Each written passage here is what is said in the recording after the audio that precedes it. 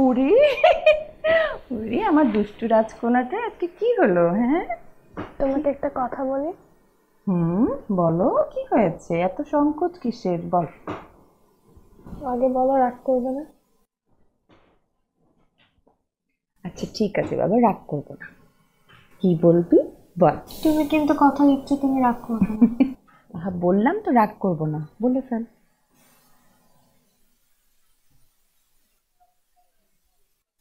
বাবাকে কি ক্ষমা করা যায় না?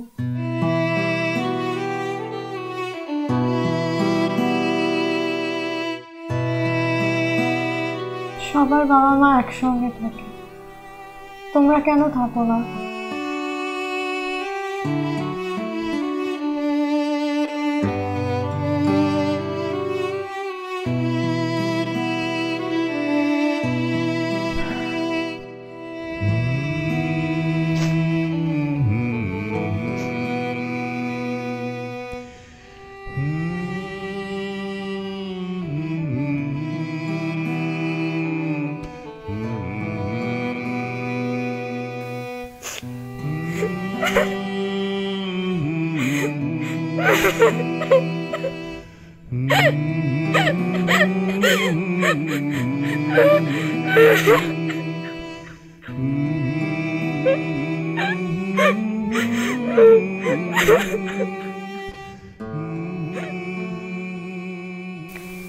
কি ব্যাপার, ঘুমাবে না?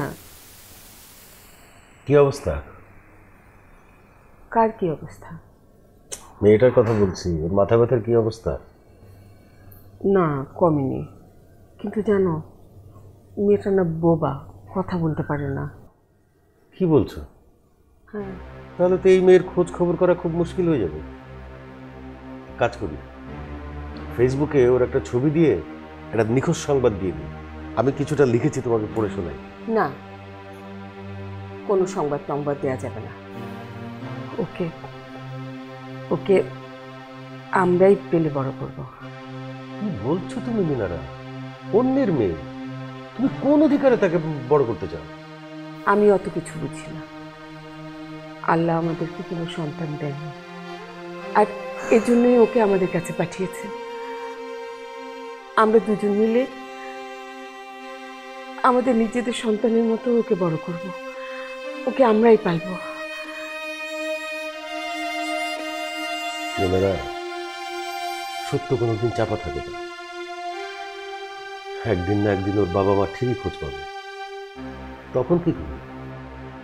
কখনো খোঁজ পাবে না, কেউ কখনো জানবেও না। আর যদি খোঁজ পায়ও, তখনকারটা তখন বোঝা যাবে।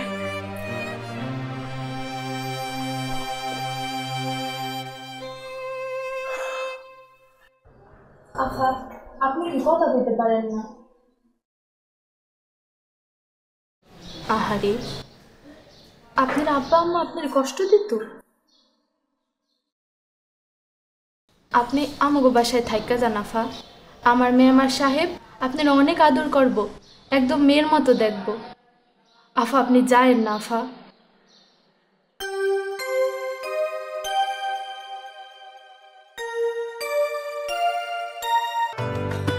এখন 500 গ্রাম ডানো ডিলাইট কিনলেই পাচ্ছেন লাচ্ছা সেমাই ফ্রি।